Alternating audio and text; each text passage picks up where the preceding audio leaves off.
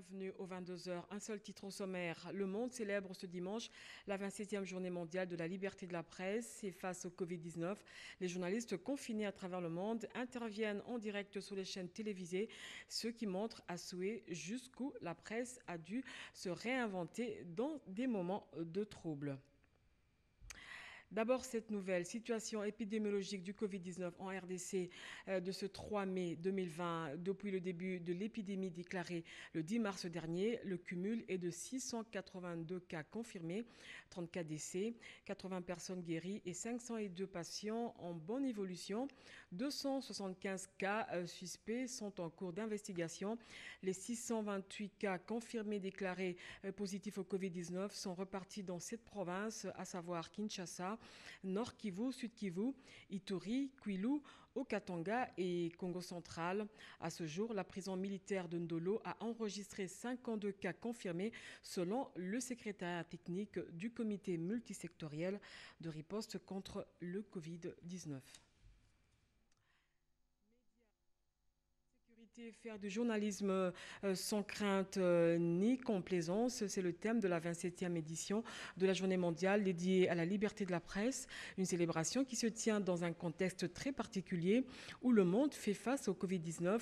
Pour Jolino Makelele, ministre d'État, ministre de la Communication et Médias et porte-parole du gouvernement, le plus urgent est de révisiter les textes qui existent, notamment la loi sur l'exercice de la liberté de la presse. Suivez.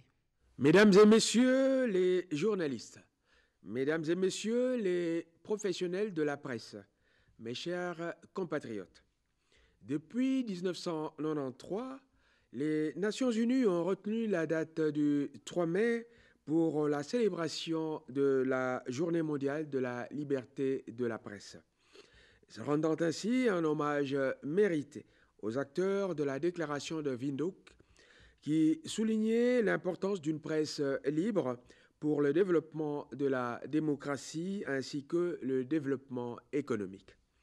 Cette journée vise donc à rappeler à tous les acteurs la nécessité d'avoir une presse indépendante, une presse pluraliste, une presse libre, afin de garantir et de préserver la démocratie.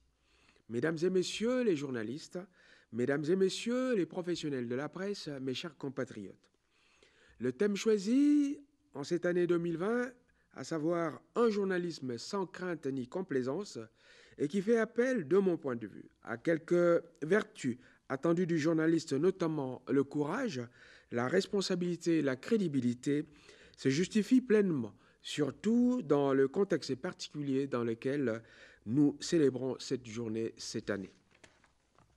En effet, la pandémie mondiale de coronavirus, dite Covid-19, qui est à la fois une véritable remise en cause de nos modes de vie et un procès de nos rapports sociaux, est venue rappeler davantage aux opérateurs des médias et aux journalistes combien leur métier est certes judicieux et précieux, mais en même temps délicat et à risque, ne supportant pas les approximations, surtout lorsque l'information qu'ils véhiculent n'est pas le fruit d'un travail méticuleux, précis, fouillé et objectif.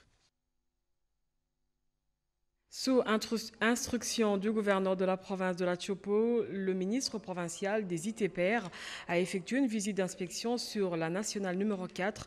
Objectif, se rendre compte de l'état de dégradation du tronçon Kisangani-Bafasenda. C'est un reportage de nos confrères de la RTNC Chopo. La route nationale numéro 4, bien qu'étant du giron national, son état actuel en cette période de fortes pluies préoccupe au plus haut point le gouverneur de province et Walé le Fongola lui-Marie. Les bourbiers qui se sont formés par-ci par-là nécessitent une intervention urgente. Étant donné que cette route constitue le poumon de l'économie de la province de la Chopo, toutes les raisons du déplacement du ministre Alouta qui trouve les mots justes pour décrire la situation. Nous sommes ici au PK90, comme vous le constatez avec moi. Ce n'est pas à moi de vous dire l'état des routes. Vous-même, vous voyez ce qui est la route actuellement là. Et son Excellence Maître Walé qui est déterminé à redorer l'image de cette province. Au retour, je le fais rapport et je crois qu'on va trouver des solutions immédiates et rapides pour satisfaire tant soit peu la préoccupation de la population. Les ponts Chopo 1 qui menaçaient de s'écrouler de suite aux inciviques qui auraient tiré les boulots a informé en son temps. Le gouvernement de province a instruit l'office de route pour colmater dans le plus bref délai les dégâts. À ce jour, c'est un pont sécurisé, reconnaît Alouta. Les responsables de la brigade des ponts de l'office de route saluent la réaction rapide du gouvernement de province et parlent les aspects techniques des travaux effectués. Nous avons procédé aux fixations des broches des panneaux. Il y a eu 8 pièces. Nous avons aussi procédé au renforcement des contreventements, des boulots de contreventement sur 140,288 mètres linéaires et divers boulots. Aussi l'entretien des parts et d'autres du pont de Kilé, tout ça. Notons que la nationale numéro 4 des interventions au niveau provincial nécessite une attention particulière des autorités nationales, vu l'importance économique que revêt cette route corridor avec les provinces de l'Est du pays, voire d'autres pays voisins. Dans le Haut-Ouélé, lancement des travaux de réhabilitation des routes Makilingo-Niangara, une occasion pour les autorités provinciales d'inviter la population à soutenir cette vision de la modernisation de la province. Reportage. Ce vendredi matin, la localité de Makilimbo est inondée par cette foule inhabituelle qui assiste à ce lancement des travaux de réhabilitation de ce tronçon de 21 km qui devra désenclaver le chef-lieu du territoire de Niangara.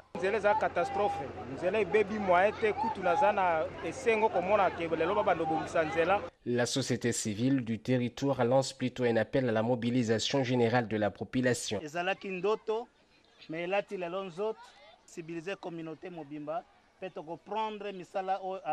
Cet élan de solidarité s'étend jusqu'aux élus de la contrée qui mobilisent en faveur de la vision du gouverneur Christophe Bassien Ninonga, initiateur de grands chantiers sur toute l'étendue du Haut-Ouélé. Faut être compliqué, au contraire, il faut tout ça de sabango. Et puis même ce que biloko na kolia ndambo ezali kopesa bofu pesa. Le porte-parole du gouvernement provincial représentant les chefs de l'exécutif à cette cérémonie voudrait compter sur la collaboration des habitants pour la réussite de ces travaux. C'est vrai, la parcelle mususu a touché, bilanga ya bandeko ya batata a touché, bomona ngo mabete. Ponzela eza pona intérêt na biso nyonso. Lors de son itinérance en août dernier ici à Niangara, Christophe Bassien Ninonga a promis d'ouvrir cette route complètement dégradée avant d'entamer la voirie urbaine. Fort de ces dizaines d'engins acquis sur fonds propres, le gouvernement provincial se déploie sur plusieurs fronts, notamment ici à Dungu, Faradje, Ouatta ou encore Isiro, afin de désenclaver la province conformément à son programme d'action, réplique de celui du chef de l'État Félix-Antoine Tshisekedi, qui met l'homme au centre du développement. Remise des ambulances au chef des zones de santé du territoire de Butembo. C'est le ministre provincial de santé qui a, au nom du gouverneur de province, remis un équipement médical, fruit du partenariat entre la province du Nord Kivu et les partenaires internationaux. Cette cérémonie a connu deux parties. La première a consisté à la remise de 2 ambulances aux zones de santé de Katwa et de Butembo dans la ville de Butembo et des engins réceptionnés par les maires Sylvain Boussa à l'hôtel de ville. La deuxième partie était la remise de la 3e ambulance à la zone de santé de Masereka. C'est le ministre provincial de la Santé, Kakule Kanyere, qui s'est déplacé pour Masereka et a donné les clés de contact à l'administrateur du territoire de Lubero, Richard Niembo Wanyembo, qui à son tour les a remises au médecin-chef des zones de santé de Masereka. Au nom du gouverneur de la province du Nord Kivu, qui m'a chargé de venir superviser cette cérémonie de remise des engins roulants, équipements médicaux et autres intrants aux zones de santé de Butembo, Katwa et Masereka. La donation de ce jour est l'œuvre de nos partenaires International Medical Corps, IMC à sigle. Satisfait, l'administrateur a évoqué que l'ambulance est un grand besoin de sa zone de santé pour la prise en charge des malades. C'était un reportage de Fifi Bokeme. Et puis, le coordonnateur de la cellule technique de riposte a procédé à la remise des véhicules aux différents chefs de zone de santé pour leur faciliter la mobilité. Selon le docteur Mouyembe, la situation de la prise en charge des patients atteints du Covid-19 s'est nettement améliorée. Suivez. Au cours de cette réunion, il était question de revoir la situation de la riposte contre le Covid-19 en République démocratique du Congo. Et selon le docteur Jean-Jacques Mouyembe, il y a des améliorations sur la prise en charge de malades dans les différentes zones de santé. Cependant, les défis majeurs à relever restent le moyen financier dont le gouvernement devrait doter l'équipe de la riposte pour mener à bon port cette lutte contre la pandémie et rémunérer le professionnel de la santé. Pour assurer les moyens logistiques, le coordonnateur Jean-Jacques Mouyembe a procédé à la remise officielle de véhicules aux différents chefs de zones de santé. Au nom des zones de santé bénéficiaires et de toutes les zones de santé de la ville-province de Kinshasa, nous tenons à remercier sincèrement la coordination nationale et le gouvernement de la République démocratique du Congo pour cette dotation en véhicules. Nous sommes convaincus que ces engins vont nous permettre d'améliorer la qualité de la riposte au niveau de la ville-province de Kinshasa. Notre souhait est que ça ne puisse pas s'arrêter à ce niveau-là. Nous osons croire que cette dotation va s'étendre aussi à d'autres zones de santé de la ville-province de Kinshasa. Et enfin, nous voulons nous engager solennellement pour que nous puissions utiliser ces véhicules en bon père de famille afin que ça puisse réellement servir à la riposte et rien qu'à la riposte. Le coordonnateur national a exhorté le médecin à mobiliser la population et leurs membres de famille sur la pandémie du Covid-19 et prévoit d'entreprendre dans les prochains jours une tournée dans les zones de santé de la capitale. Le caucus des députés du Kasaï-Oriental ont plutôt élu celui qui va désormais présider ce regroupement des ressortissants du Kasaï-Oriental. Les questions liées au développement de la province et la situation du Covid ici en RDC ont été évoquées. Guy Kitoko. Nous nous sommes réunis ce jour dans le cadre du caucus du Kasaï-Oriental après le décès de notre doyen, le bâtonnier Jean-Joseph Moukena Moulumba d'heureuse mémoire, pour pouvoir pourvoir au poste de président du caucus. Et à ce sujet, nous avons élu l'honorable Freddy Tchiba-Onkabula comme président du caucus du Kasaï-Oriental. En dehors de ça, nous avons également posé le problème de la conférence sur le développement du Kasaï-Oriental, projet qu'on avait déjà commencé mais qui s'était arrêté aussitôt après le décès. Nous avons repris ça et je crois que d'ici là, nous allons reprendre nos réunions habituelles pour cette conférence. Au-delà de ça, nous sommes aussi penchés sur la vie en général dans le Kasaï-Oriental, pour la population du Kasaï-Oriental. En tant qu'élu de cette province, nous avons examiné quel sera le projet on peut amener pour le développement de notre province. Nous avons également parlé de la lutte contre la pandémie à coronavirus et nous invitons à ce sujet-là la population du Kasaï-Oriental de pouvoir respecter les gestes barrières tels que dictés par le gouvernement de la République pour arrêter la chaîne de propagation de la maladie qui est en fait réelle et qui tue. Parce qu'il y a beaucoup de gens qui croient que la maladie est imaginaire et qu'il y a de faux bruits qui circulent dans la population, comme quoi cette maladie ne peut pas attraper la peau noire ou elle est imaginaire. Non, la maladie est réelle et ça tue sérieusement. Nous avons l'exemple de là où elle est venue, comment ça tue des gens, des milliers et des milliers de personnes sont déjà parties. Nous demandons à la population du Kasaï-Oriental de faire un effort, de respecter les gestes barrières, c'est-à-dire la distanciation, de porter des masques, pour éviter la chaîne de transmission de cette maladie-là.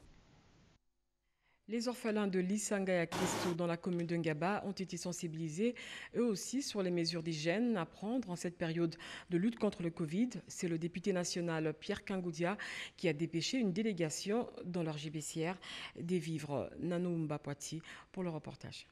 Pour répondre à l'appel à la solidarité nationale pour lutter contre le Covid-19 qui n'épargne personne et dont la lutte ne concerne nullement une catégorie de la société, d'IR Congo Aide, à travers l'ONG leader de proximité pour la gouvernance locale et inclusive, a choisi le homme de Veillard dans la commune de Kitambo, très exposé, surtout pendant cette période de lutte contre le Covid-19. Des lavements, des solutions hydroalcooliques et masques sont remis à cette catégorie de personnes que l'on compte aussi parmi les plus vulnérables au coronavirus. Nous avons simplement répondu à l'appel du chef de l'État. son Excellence Antoine Tshisekedi Tshilombo. Demandons à chaque citoyen de bonne volonté de faire un geste de cœur. Voilà pourquoi la DR Congo a pensé venir aujourd'hui donner de lave-main et quelques vivres pour ainsi soutenir les personnes vulnérables. DR Congo aide à travers LPLJ. C'est aussi rendu au foyer Martha Lins Deti de Salutiste puis au lycée Bolingani de Kitambo. Ils ont aussi lancé cet appel à l'intériorisation de mesures barrières dans ces environnements où distanciation sociale n'a pas sa place.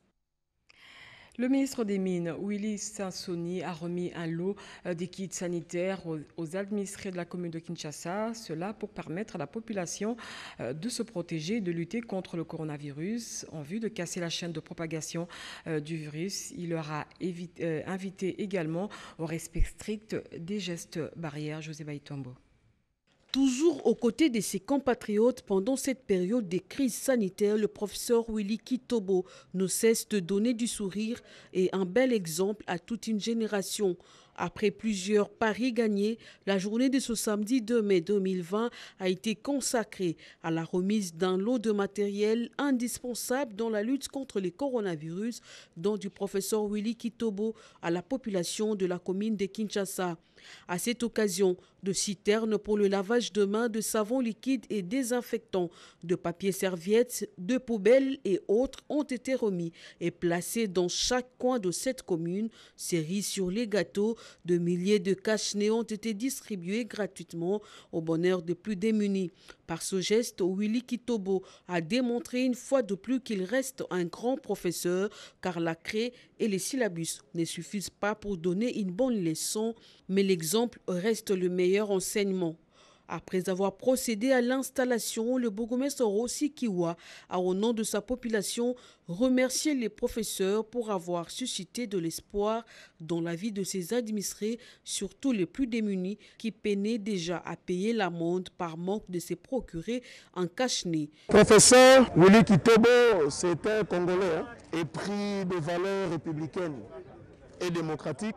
Il a entendu les cris d'alarme de la population congolaise qui habite la commune de Kinshasa, en vue de lutter ensemble pour que le Covid soit extirpé dans notre milieu in situ. Signalons que cette même action salvatrice va s'étendre dans toutes les communes de la ville de Kinshasa. Le Fonds de promotion de l'industrie vient d'octroyer un montant de 10 millions de dollars américains pour financer les entreprises congolaises secouées par la crise sanitaire mondiale qui se vit à travers le monde suite au Covid-19. Une décision prise au cours de la réunion du conseil d'administration, nous dit Betty Amani. Les choses s'accélèrent au ministère de l'Industrie piloté par Julien Paluku Kaongia. Les conseils d'administration du Fonds de promotion de l'industrie, FPI, a voté l'enveloppe de 10 millions de dollars américains, montant disponible pour financer les entreprises congolaises secouées par la crise sanitaire mondiale due au Covid-19. Parmi les projets bénéficiaires de ce financement figurent les projets dans les domaines de l'agroalimentaire, de l'industrie pharmaceutique et de la logistique, tel qu'annoncé par le ministre de l'Industrie, Julien Paluku Kaongia. Des conditions d'utilisation de cette somme de 10 millions de dollars américains ont été fixées au cours de cette réunion du conseil d'administration. À travers ces financements, le FPI va aider les gouvernements à consolider les programmes alimentaires d'urgence dans l'approvisionnement des centres urbains de la RDC en denrées alimentaires de première nécessité. Et enfin, le Fonds de promotion de l'industrie tient à accomplir l'une de ses missions, celle de réduire la dépendance de l'économie congolaise vis-à-vis de l'extérieur par la production des matières premières destinées aux industries locales et des produits finis concernant les biens importés.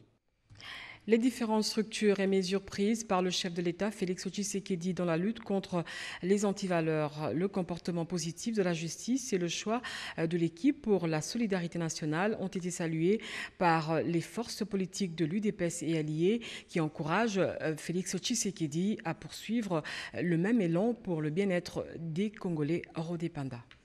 Les différentes décisions prises par le chef de l'État et les structures mises en place pour accompagnement du programme et actions du gouvernement de la République en rapport avec la riposte contre le coronavirus, les bons comportements de la justice ont été salués par les forces politiques et alliés de l'IDPS. Déclaration des forces politiques et alliés de l'IDPS. Les forces politiques alliées de l'IDPS, FPAU, dans son ensemble avec tous ses organes, à savoir la coordination, les bureaux politiques, le secrétariat exécutif national et sur recommandation du patriarche Kitenge Yesu, sous la présidence de l'honorable Laurent Batumona, font la déclaration dont la teneur suit.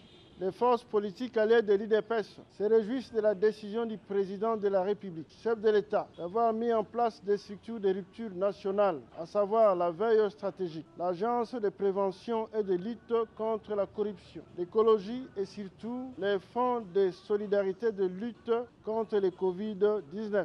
Se réjouissent en outre de la nomination au sein de ces structures des dignitaires religieux, mettant ici au premier plan la société civile dans son ensemble, dans l'accompagnement sur la gestion de la lutte contre le Covid-19 et félicite la sagesse du chef de l'État dans le choix de ses leaders religieux.